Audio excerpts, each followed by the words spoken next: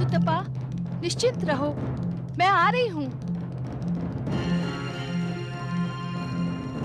मुझे जाने की आज्ञा दीजिए स्वामी। सूतपा के पास जा रही हो देवी? हाँ स्वामी, एक माँ की वेदना एक माँ ही जान सकती है। स्त्री के जीवन में सबसे महत्वपूर्ण होता है मातृत्व।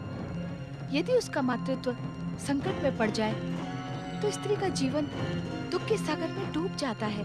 देवी, इस संसार में माँ के हृदय में करुणा और मातृत्व का जो संचार है उसका केंद्र तुम ही हो। इसीलिए जगत के प्राणी तुम्हें जगदम्बा कहते हैं। स्वामी, बातों में कहीं मार्कंडेय के प्राण संकट में न पड़ जाएं। मुझे जाने की आज्ञा दे। नहीं देवी, वहां जाने से कोई कार्य सिद्ध नहीं होगा। वहां न जाना ही उचित होगा। एक माँ की वेदना असहनीय होती है स्वामी। मुझे स्वयं जाकर उसे आश्वस्त करना ही होगा। अन्यथा क्या देवी? अन्यथा मार्कंडेय के जीवन पर आए संकट से वो पतिव्रता मातृत्व से आहत होकर कहीं नियति को ही शापित न कर दे। ऐसा कुछ नहीं होगा देवी। घटेगा वही जो विधान है। इस स्थिति में मैं क्या करूं भोलेनाथ? सुतपा की व्यथा से मैं स्वयं बहुत चिंतित हूँ। मृकुंडु दंपति तथा मार्कंडेय की चिंता हम पर छोड़ दो।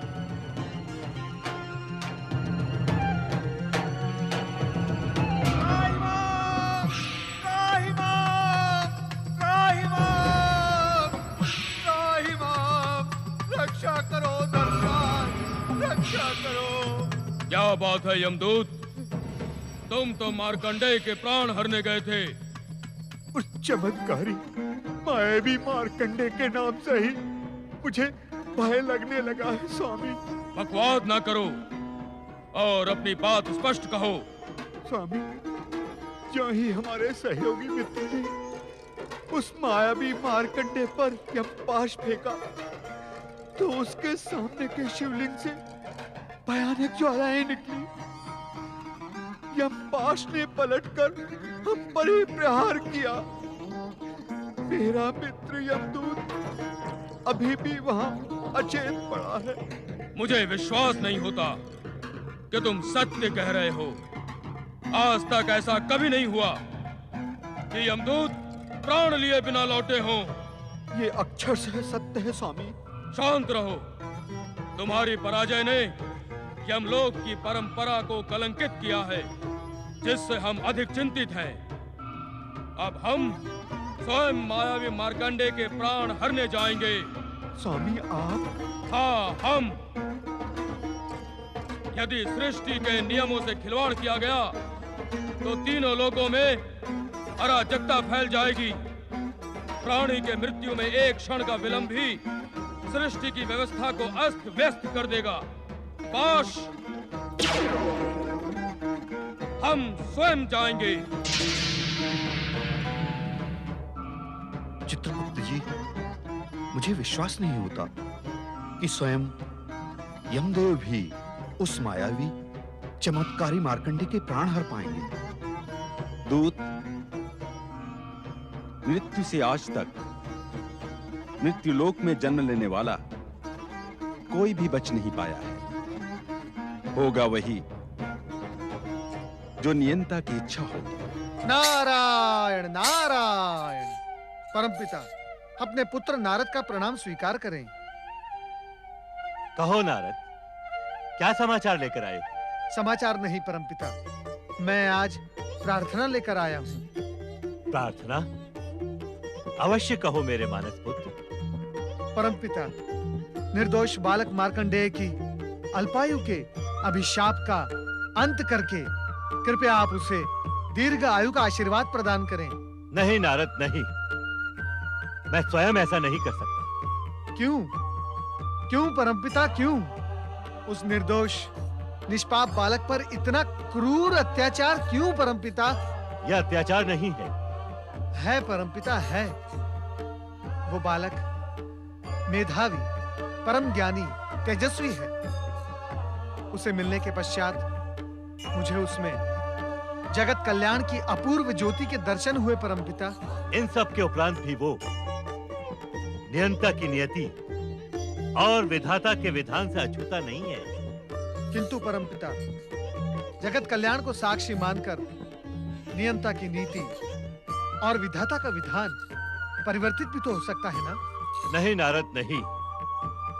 नियंता स्वयं यदि अपने नियमों में परिवर्तन करने लगे तो इस सृष्टि में अनर्थ हो जाएगा।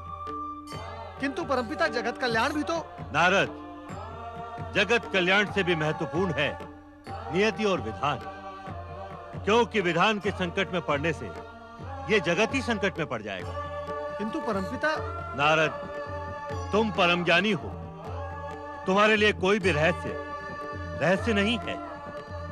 मार्कंडेय के अल्पायु उसके पूर्व जन्म के कर्मों एवं उसके पिता मृकंडू की उसे जन्म देने की अनिच्छा का परिणाम है। इसलिए उसके माता पिता को पुत्र वियोग अवश्यंभावी है। क्या बालक मार्कंडेय की जीवन रक्षा का कोई भी मार्ग शेष नहीं है परमपिता? हम ऐसा भी नहीं कहते नारद। भगवान शिव की सृष्टि में सब कुछ उनकी इच्छा पर ही निर्भर है। सृष्टि का हर मार्ग शिव इच्छा से ही संचालित होता है। नहीं परमपिता, नहीं। स्वयं भगवान भोलेनाथ ने मार्कंडेय की जीवन रक्षा का मार्ग अवरुद्ध किया है। ये तुम क्या कह रहे हो नारद? तुमसे उनकी लीला समझने में अवश्य कोई भूल हुई है। नहीं परमपिता, नहीं। भूल का तो कोई प्रश्न ही नहीं उठता। स्वयं भगवान भोलेनाथ ने बालक मार्कंडेय की चर्चा करने पर मुझे यह आदेश देकर कहा था कि बालक मार्कंडेय की नियति निर्धारित हो गई है। अब उस पर व्यर्थ चर्चा करने का क्या प्रयोजन है?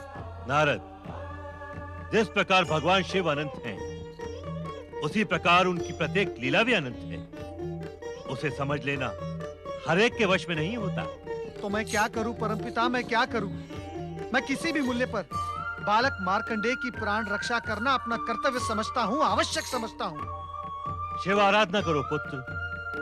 वो जो भी करेंगे उसमें अंततः जगत का कल्याण छुपा ही होगा। ओम नमः शिवाय।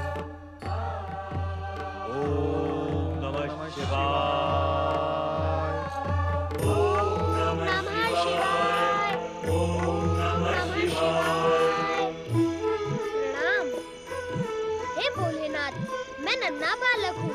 आपको प्रसन्न करने का महामंत्र मैं नहीं जानता। मेरी पुकार सुनो, मुझे दर्शन दो, मुझे दर्शन दो।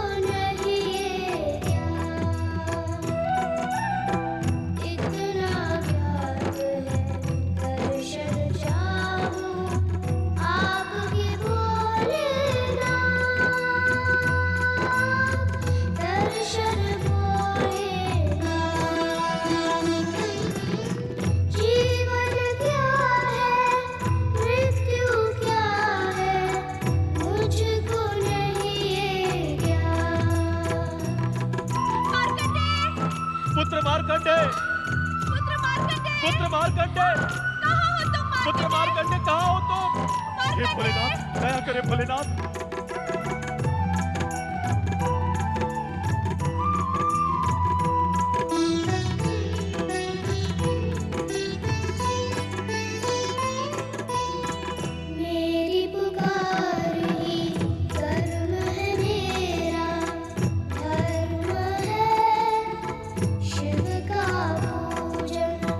कर्म धर्म का मर्म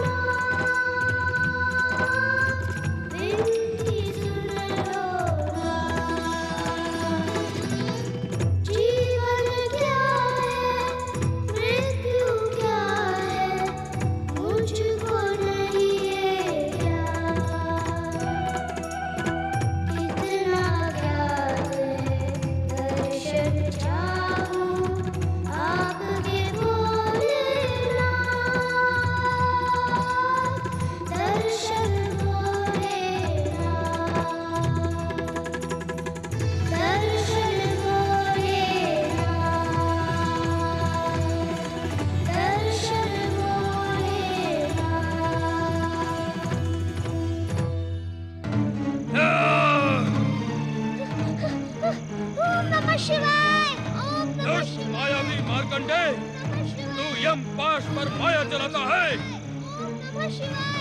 ले बच मेरे गदा प्रहार से।